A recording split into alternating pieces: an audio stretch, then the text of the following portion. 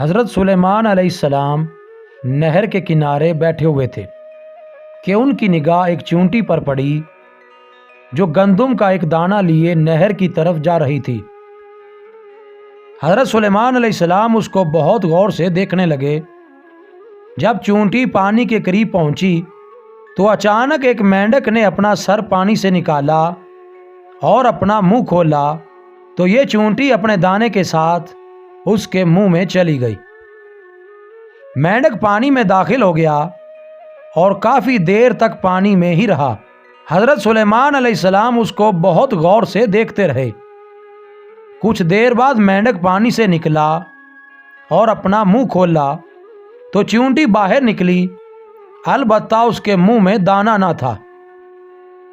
حضرت سلیمان علیہ السلام نے اس کو بلا کر معلوم کیا کہ ماجرا کیا تھا اور وہ کہاں گئی تھی۔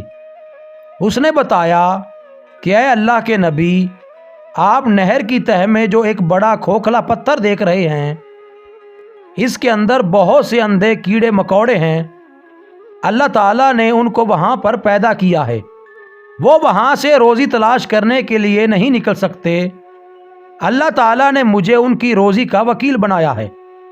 میں ان کی روزی کو اٹھا کر لے جاتی ہوں اور اللہ نے اس مینڈک کو میرے لیے مسخر کیا ہے تاکہ وہ مجھے لے کر جائے۔ اس کے منہ میں ہونے کی وجہ سے پانی مجھے نقصان نہیں پہنچاتا۔ وہ اپنا منہ بند پتھر کے سوراخ کے سامنے کھول دیتا ہے، میں اس میں داخل ہو جاتی ہوں۔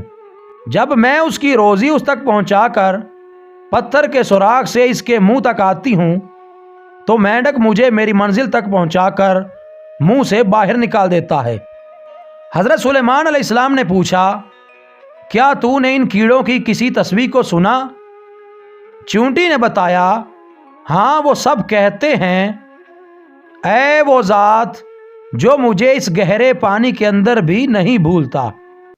مزید اچھی ویڈیوز کے لیے چینل کو سبسکرائب کریں اور بیل کے آئیکن کو لازمی پریس کریں۔